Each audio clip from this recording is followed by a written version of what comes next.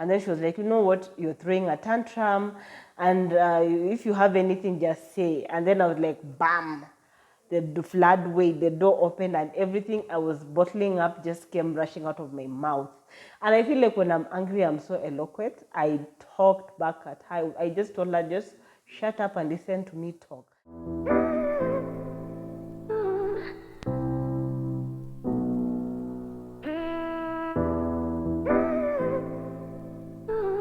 Hello guys, and welcome back to my YouTube channel. My name is Charity, a practicing nutritionist in Kenya, and I'm also a mental wellness advocate. This month, if you've noticed, I've been putting out videos where I talk about how my nutrition journey has been, and I wanted to just lay a groundwork on a series. I want to talk about how to just navigate your mental health when you're just starting, because as an entry position, and especially in these small organizations, you'll just discover like there are very few of you and a lot of work to do, and then there's just some boundaries being blurred. So on August, this nutrition talk series, I'll be focusing on my first job, which was a very toxic work environment. It nearly dented my mental health. I was almost depressed, but I had a strong support system. And today I want to talk about 10 signs to look out for to know if that work environment or your boss is a toxic person. So just be on the lookout. Don't forget to subscribe to my YouTube channel. I really appreciate you guys so much. Don't mind the lighting. I don't know, I thought it was a nice idea to come and record here. There's no light, enough light. I don't know if you guys can see me, but just bear with me. This transition is quite just been like another new experience that I'm actually enjoying, but I don't want to stop recording these videos, because I hope someone who comes across this channel will be like, you know what, thank you for sharing this information for me. I wish I had someone who was sharing this information when I was just starting to think about doing nutrition and just following and pursuing nutrition. And I feel like these tips I'm sharing can also work for someone who is in a different profession, but just fully in a toxic work environment. And I feel like these are the things that my first job taught me. When I'm going to a new position, when I'm going to a new changing work, I always just want to look to see if I spot these signs, to know like if this is going to be a toxic work environment, or this is going to be an environment where you can work. I know there's no perfect environment, but you know there are just some extremes. So please stay tuned, watch till the end. Don't forget to leave a comment. Have you resonated with any of these signs I'm going to talk about? Yeah. And also, if you're in a toxic work environment, please share on the comment section, so that the people in the community of Charity Safe Haven can know, like, we're not alone. Yeah. So I'll be looking down here.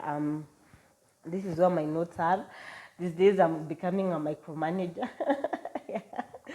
So I'm going to talk about 10 signs to look out for to know if that environment is toxic. So come, let's talk. So the first thing is high turnover rate. And when I was just beginning this job and I felt like it was toxic, I used to go and watch a lot of YouTube, read a lot of blogs about how to deal with a toxic work environment. And this first sign, which is a high turnover rate, like you ask people who have been in that similar position, you'll find that there's just been firing, hiring, quitting, resigning, and all that. And for me, that should have been my first sign, because that job, there was a high turnover rate. There was no one who I think I'm the longest person to stay in that position, because I know most people are just coming 2 weeks, some people 2 days, some people just 1 day, some people just a month, and they quit or they leave because the environment was too toxic to even function. Yeah. So if there's a way you can go around and ask and know, like, so this position, because there are other work colleagues who are there and they've seen how people have been being hired and being fired and quitting and resigning in that position. So you just ask in a friendly tone how that position is and how many people have had that position. You find like there's just a lot of people being replaced. It's just a sign of a toxic work environment, because if someone cannot just, anyways, yeah, that is the first sign. Is poor communication, and I talked about this in this particular video, where I talked about just how to navigate a toxic work environment. And poor communication, if you get into an organization and the way you're going to be introduced to your teammates, the way information is being passed across, you'll just find that you will know, because I feel like if you know, you know. And this is true, because when you get there, they're not giving you a clear definition of what you're supposed to do. And that means you're going to be doing a job that is not yours. And that is the worst thing to do, because if you applied for a position of a nutritionist, and someone is giving you a job of another thing to do, and it's not what you had applied, and please just know the communication, and then learn like the culture of how people are communicating. If there are constant miscommunication and misunderstanding, stress, like you just see how people are physically, you'll just know how people are talking about a job. When you get there, you'll know if that is a toxic work environment. And then another third sign to look out for is negative attitude. Because I had stayed there for a month, and I could just see the people who are there before I got employed. You can just see there's a negativity towards the job. Like, people are just there because of the money. Yeah, you're like, you know what, I don't have any other source of income, so I'm not going to quit this job, and I'm not going to stress myself. So you're just there for the job, for the money, so you're not giving the job your best. You just have a negative attitude.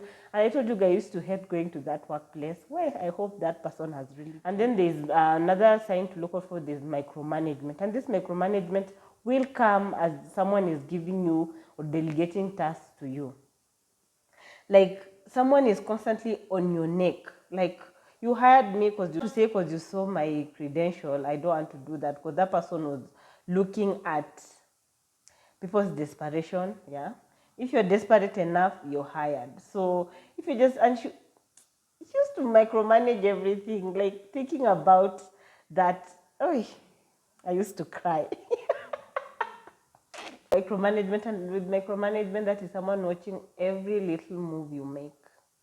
Like, if they've given you something in the morning, a tea break, that is 10, someone is checking on you, someone is not letting you do the job they're paying you to do. It really demoralizes you, because it makes you look like you don't know what you're doing, and that is the worst thing to do to someone. Because if you're micromanaging your employees, you're making them feel unwanted, you're making them feel like they don't know what they're doing, and it demoralizes people. And being in a team with a demoralized person is quite hectic. And then another sign to look out for, this is the fifth sign, is lack of work-life balance. Like I had said, there are bloodlines when it comes to her knowing this is your personal time and this is your work time. And I felt like that is what just pushed me to the brim, until I was like, you know what, I quit, I resign, I do not even want to continue. Even if I don't have a plan B, I'm leaving. Because someone cannot be calling you when it's your off day or it's past your working hours and they're not paying you overtime. So you end up doing double the work for little pay. And I know as startup nutritionists, most of us are just paid in peanuts. So you'll find that they're calling you odd hours, they're not giving you overtime pay, and then you end up doing because you want to impress someone, because you think you'll be fired and you'll never get another job. We need to stop with that mentality, by the way. Then the sixth thing is favoritism. You'll just notice the boss will favor someone over you. The boss will be comparing you to that other employee. The boss would just be outwardly showing, like, this is my favorite person in this workplace, and there's nothing you can do about it. Even if they don't do what you're hired to do, you'll find the boss telling that person to oversee what you're doing, as if they really know what you're supposed to do. Just thinking about this, I'm like, all these signs, that's why I'm talking about them. Because if you're in an environment, you're supposed, as a leader, you're supposed to lead people. You're supposed not to show favoritism, so that you'll not breed in the seed of distrust among your colleagues. And I feel like she wanted to divide and conquer, and we're working towards the same goal. Anyways, the blame culture, that is another 7 toxic sign to look out for. To find that when I used to do a mistake, she was very harsh. And this is me 3 years down the line now, coming out to talk about my experience. You're like, it's just a mistake. I did not intend to do it. Like, she's talking to you as if you intended to make that mistake, and it was quite bad. And then when she blames everyone. She calls a meeting to blame everyone. She calls a meeting for no reason. Why? Instead of finding a solution, like you've noticed, I was editing a book. I don't want to give too much so that you know who the person is, but anyways, I don't care. Yeah, I will not mention names, but don't go and look who the person is. You're writing a book. Of course, editing is quite difficult. You need a clear mind. And if someone is constantly nitpicking what you're doing, you're not going to deliver. You're not going to deliver one bit.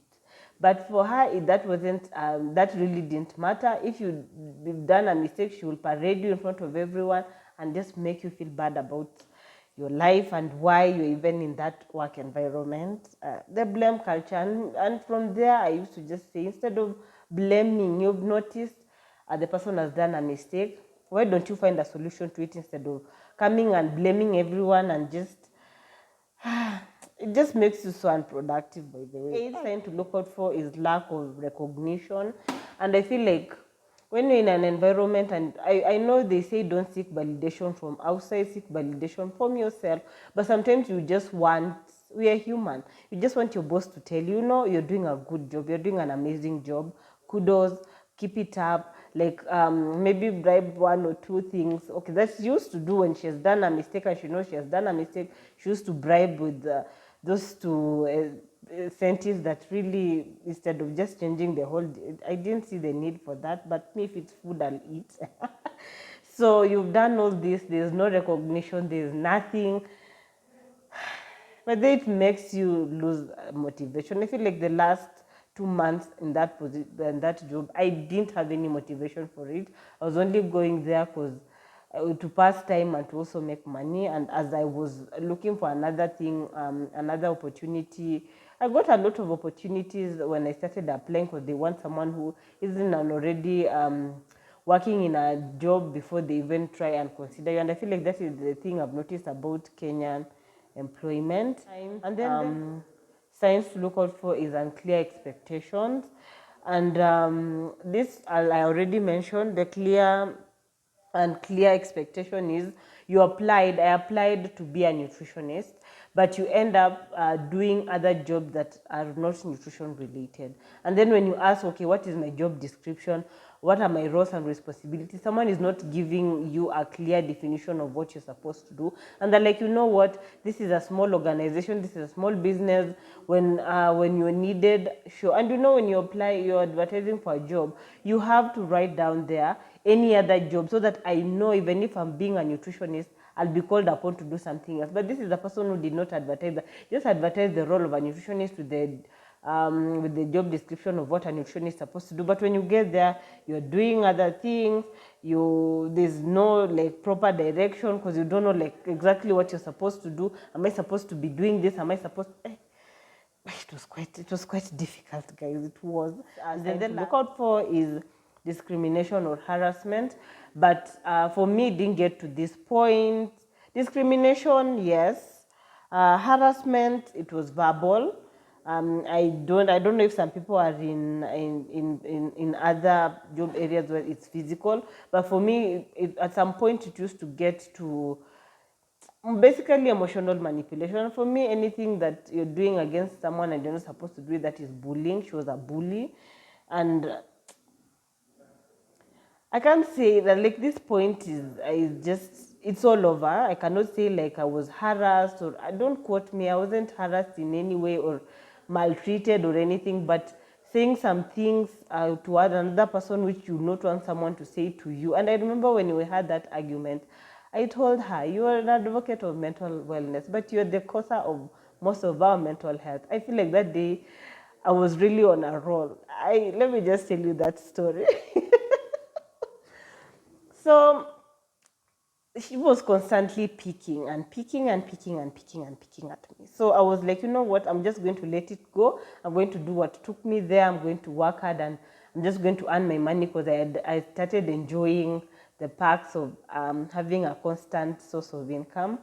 So that day, she got into the office and we were editing what we were supposed to edit. And then she came and then she was talking, she was using those words that are triggering to me. And then I had told her, please don't talk to me like that. You're triggering me and I do not like it. That is passive, assertive communication.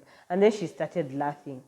So I was like, you know what, me, I'm just done with this job. I just cannot. And I felt like she knew. Because the next day during the blowout, she came, I got her in the office because I'm an early person. Even in this organization, I'm the first one to get here because I just love having my own time before everyone gets here.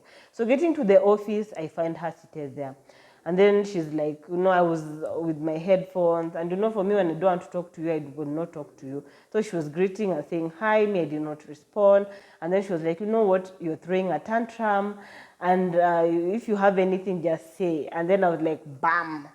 The floodway, the door opened and everything I was bottling up just came rushing out of my mouth. And I feel like when I'm angry, I'm so eloquent. I talked back at her. I just told her, just shut up and listen to me talk. I've been letting you talk to me over 5 months the way you want. And that day, all my work colleagues were like, wow, no one should ever cross your path. I was like, because I'm a sweet person. And if you cross me, I blow over. And I feel like that has lived with me, and it's a constant reminder not to ever let someone get me to that point. And you know, when you're angry and someone is nitpicking, it's, whew, guys, don't want to start crying, but that's for you today on today's episode. Thank you so much for watching. Forgive the lighting. I think I should carry my ring light until this weather fizzles out. But don't forget to subscribe to my YouTube channel. Guys, my subscribers are just stuck. Please go and share, go and subscribe. And also follow me on Charity Safe Haven across all social media where I share nutrition and nutrition related information. And until next time, I've been yours. Bye.